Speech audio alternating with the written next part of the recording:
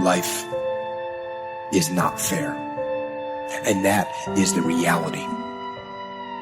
Disease and accidents don't care if their victim is a good person. They have no reason, no justification, and no mercy. And you cannot stop it. So, what do you do? Life's not easy. It is not. Don't try to make it that way. Life's not fair. It never was. It isn't now, and it won't ever be. Keep going because there's people that don't want to see you succeed. Keep going because you want to prove those people wrong. You want to knock the naysayers down. You want to make them your footstool. I'm telling you to keep going when you face opposition. I'm telling you to keep going when you face adversity.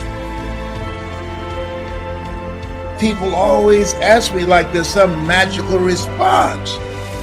How did you go from just coming from Liberty City, selected one of the top 5 speakers in the world?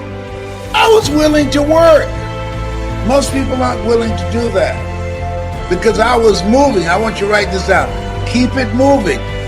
One of the things that you don't want to do is become comfortable with where you are when you know in your heart of hearts you can have more and you can do more, and there's a life for you beyond survival. And I just felt that I could do more. I say, step up. Be the one who people look to. Absorb the impact and the negativity. No matter what is happening, no matter how hard the fight is, as long as you keep fighting, you win.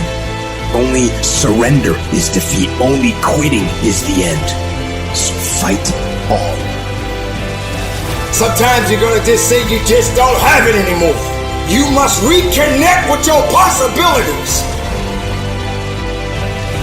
It's time for us to rise again. It's time for you to rise up, and it's time for you to make that first step. It's time for you to start grinding so that you can make it happen. We got a lot riding on you, and I'm telling you, greatness is here.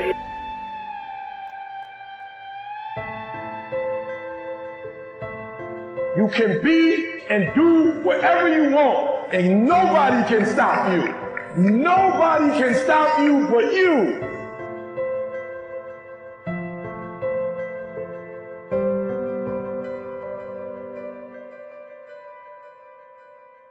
Dostoevsky said that in Notes from the Underground, a great, great book. And he said, I love this. It was an early criticism of the notion of a political utopia. He said, look, if you gave people everything they wanted, they had nothing to eat but cake, and nothing to do but sit in warm pools and busy themselves with the continuation of the species. That was his lines. That the first thing they would do, well, maybe after the first week, was like go kind of half insane and smash everything up just so that something that they didn't expect would happen, so that they'd have something interesting to do. And it's so right, because the utopian notion that if you just had all the material stuff you wanted, that you'd be, well, what would you be?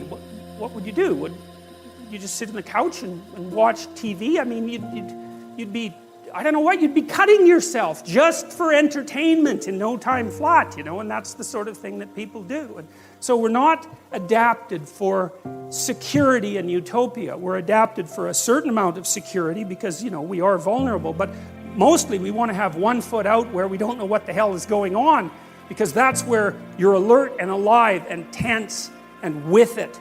And I believe this, and I believe it actually has something to do with the hemispheric structure of the physiology of your brain, is because the right hemisphere looks roughly adapted to what you don't know, and the left hemisphere, and this is an oversimplification, but a useful one, is adapted to the world that you do know, and the right place for you to be is halfway between them.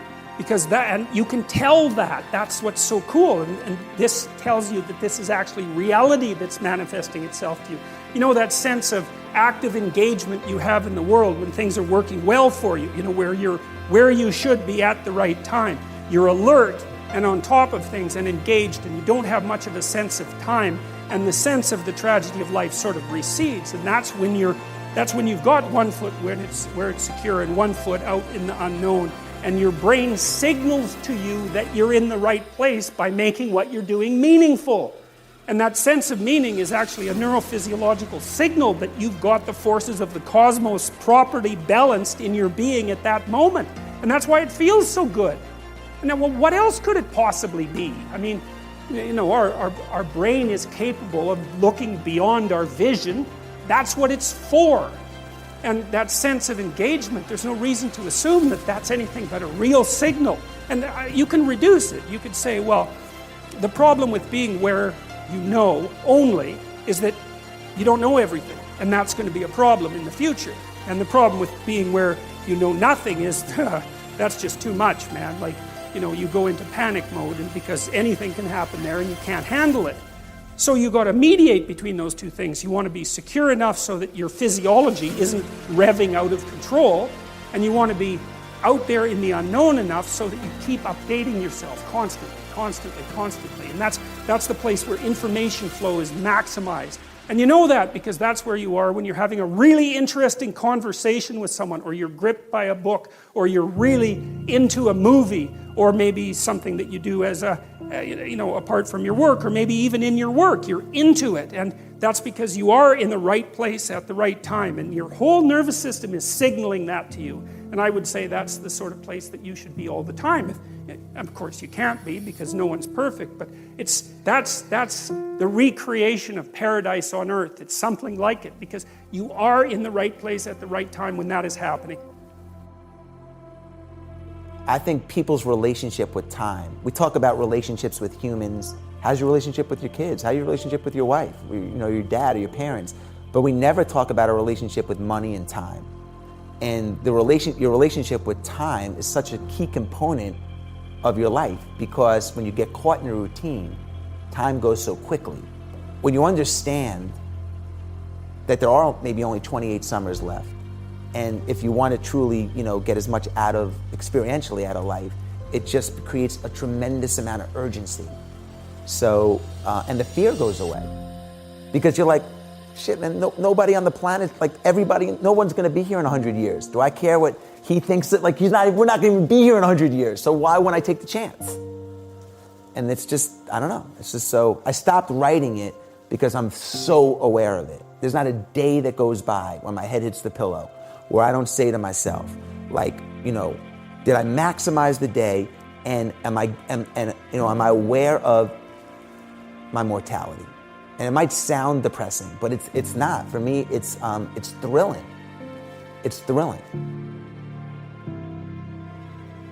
You have to make that decision for yourself. You have to decide, I'm going to pursue that path, which is going to be really, really hard and difficult and take many, many years and be a great sacrifice, or am I going to pursue being a great employee? Now, if you want to be a great employee, you got to remember something.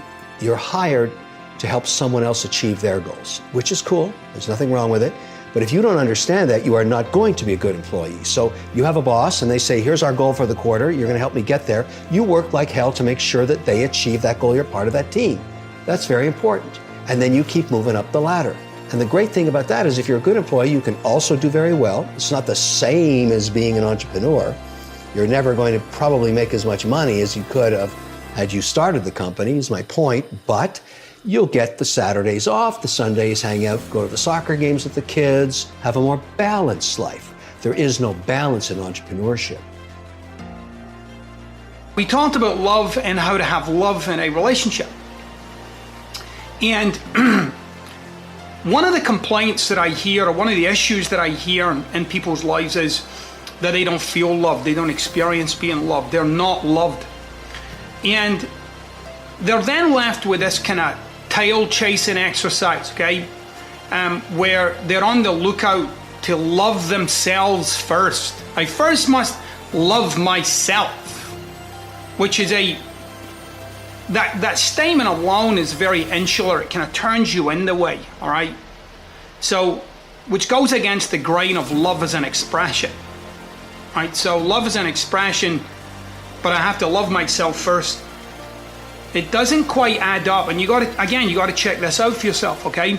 So, what we got to in my conversation with the client was that they themselves could see when they're being loved, that is, when someone in their life says, I love you, that they experienced love. And right away in the moment, it seems like I'm experiencing you giving me love. If you look again, if you actually inspect again, you'll see in the moment that they said, I love you, what you were actually present to was your own love for them. Now, if you again look in your life, you'll find there's occasions when people have said, I love you, and you didn't experience anything. In fact, for some of you, if you've had issues with certain people in your life and they say, I love you, you often experience resentment or upset, or, you might not always say it, but you'll experience it. That is, you can't experience that communication. You can't experience their love for you because you are not in the presence of your love for that person. Now, what does that tell you? Well, it tells you that love is a generated phenomenon. That is, it's something I'm doing. It also tells me that love is not an outside-in phenomenon, but rather it's the other way around. It's inside out. That is, I have to be in the presence of my love for you to receive your love. So, I want you to try it out this week. I want you to try out for yourself being in the presence of, that is, getting yourself connected to your love for people, the people in your life. And especially in those moments when they say, I love you. I want you to be present to it, like be there in the moment with it.